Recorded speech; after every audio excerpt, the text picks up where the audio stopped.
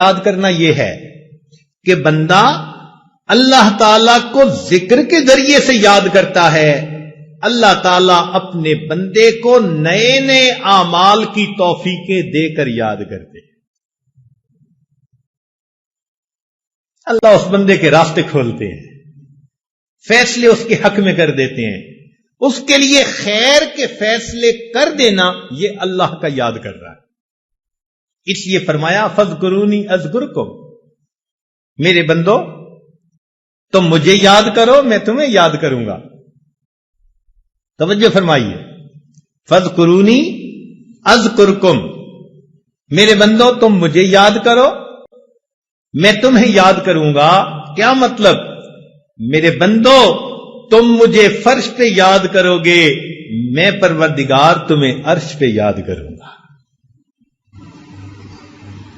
اے میرے بندو تم مجھے معذرت کے ساتھ یاد کرو گے, تم مجھے معذرت کے ساتھ یاد کرو گے, میں پروردگار تمہیں مغفرت کے ساتھ یاد کروں گا. تم معافی مانگنا میں معاف کر دوں گا. تم معذرت کے ساتھ مجھے یاد کرو گے, میں پروردگار تمہیں مغفرت کے ساتھ یاد کروں گا.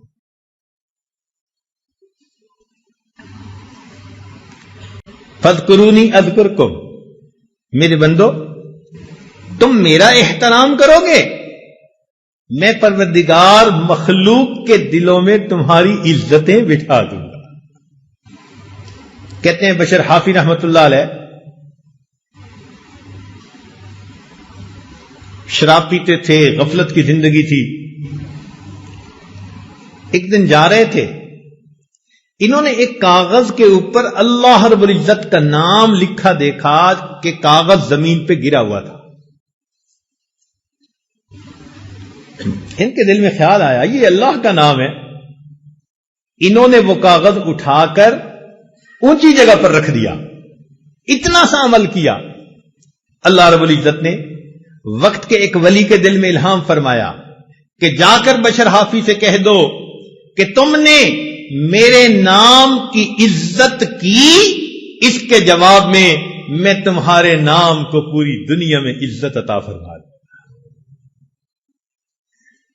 تم نے تو پاؤں سے اٹھا کے سر تک میرے نام کو پہنچایا, میں تمہارے نام کو فرش سے اٹھا کے عرش تک پہنچا دوں. فذکرونی اذکرکم, تم میرا ذکر کرو میں تمہارا ذکر کروں گا. کیا مطلب؟ کہ میرے بندو تم معصیت سے بچ کر مجھے یاد کرو گے, میں مصیبت کے وقت میں بندو مدد کے ذریعے تمہیں یاد کروں.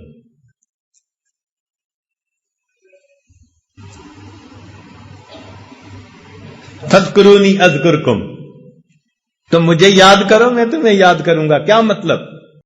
میرے بندو تم اپنی راحت کے لمحات میں مجھے یاد کرو گے, میں تمہاری زحمت کے اوقات میں تمہیں یاد کروں.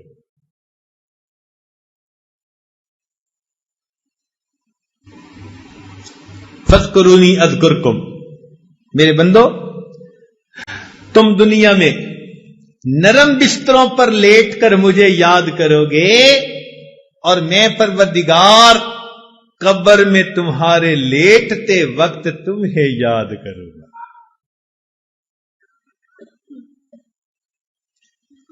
تو یہ ذکر انسان کے لیے شفا ہے.